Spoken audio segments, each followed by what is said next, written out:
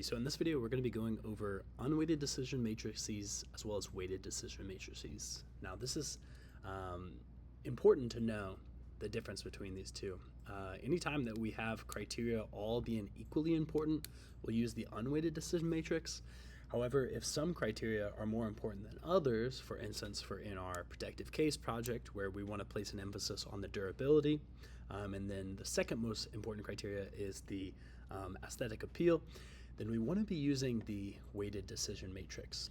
And so in this video, I'm going to be going through some example ones that are just from Bellringer 3 and showing you how to calculate these out. And so first off, we have example 1 here. Now this is an unweighted decision matrix because we have the criteria listed and then we just have a single score for each of these criteria for each design. There is no weight provided for each criteria. And so in this case, we'll go ahead and write out question number 2 here.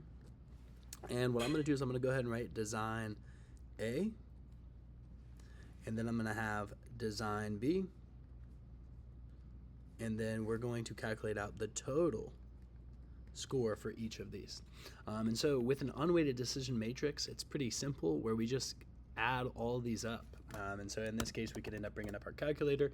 We got 8 plus 6 plus 7 plus 9, which is going to end up giving us a score of 30 for design A. Now, whenever we look at design B, it's going to be 7 plus 9, which is 16, right? Plus 8 plus 6. And so in that case, it is also 30. And so for this particular scenario, it is going to be the case where both designs are equal to each other. All right. Now we can move on to this one as well. We're going to do one more example of the unweighted decision matrix. This is the case where we have design X and design Y. So let's go ahead and put down question 3 here. And then we got design. And we'll actually put this just like this. Do a little T-chart there. So there's a design X and then design Y. We've also got this total here. And so now what we need to do is add up each of these columns, right, so that we can get the total score. So we've got 9 plus 8 plus 6 plus 5 for design A or design X. So that's going to give us a score of 28. Now we're going to see, is design Y greater than or less than design X? And so design Y there actually scored higher. So what we're going to do is we're going to pursue design Y there. Okay.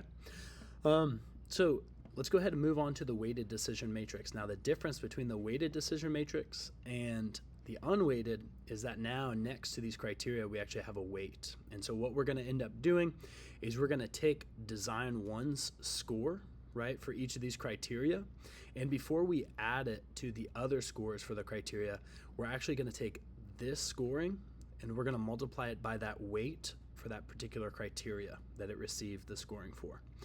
And then you're just going to add these up. So for instance, question number 5, let's go ahead, let's go through this together here. I'm going to pop over here for question number 5. So for design 1, it's going to be the case where we're going to take 5 times 8, then we're going to add on 7 times 3 there. Then we're going to add on 9 times 4. Then we're going to add on 7 times 2. Now they ended up providing us these calculations here, right, where we do 5 times 8, that's 40, 3 times 7 is 21, 9 times 4 gives us 36, 2 times 7 gives us 14, and so whenever we add all these up, we end up with a value of 111 for design 1. Now whenever we do that same thing for design 2 here, what we have to do is we have to take its score, which is 6, then we have to multiply that by the weight, right? So then that's going to be 6 times 5 plus 9 times 3 plus 8 times 4 plus 8 times 2. And whenever we calculate that out, we end up with 105. Now in this case, whichever one scores the highest, that's the design we want to pursue, right? And so we're going to end up pursuing design 1 because it had a scoring that was 6 greater than design 2. All right.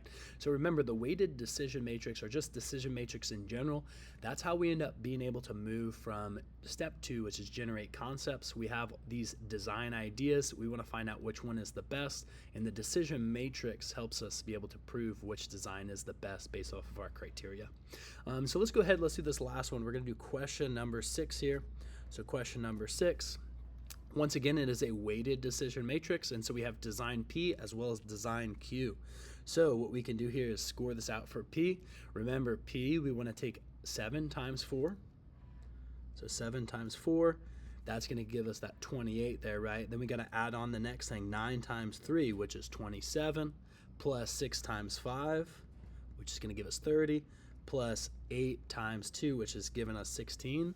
Whenever we add up these values, right, if you plug that into the calculator, you're going to end up finding, let's go ahead and let's do that. So we got 28 plus 27 plus 30 plus 16. That's going to give us 101. So 101 is what P is equal to, right, for its score. Now design Q, we can also end up calculating that out. Remember, we're going to take 8 times 4 plus 6 times 3 plus 9 times 5 plus 7 times 2.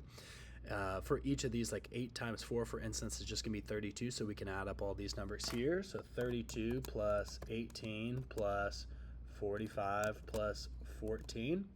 So what we end up here is we end up with 109.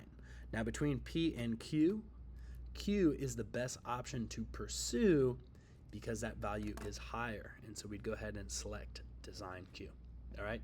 So remember, what is the purpose of the decision matrix? It is so that we can basically end up calculating out numerically which design is the best, right? We give each design a rating based off of each of these criteria. And then at the end, whenever we calculate that total score, we can find out which design is the best based off our criteria. And remember, the unweighted decision matrix, it is the case where all the criteria are equally important. However, in projects where some criteria are more important than others, especially like, for instance, our protective case project where durability is the biggest emphasis for our design, and then second most important thing is aesthetic appeal, we would want to use a weighted decision matrix for that. All right. Anyways, hope that was helpful. Catch you all in the next video. Bye-bye.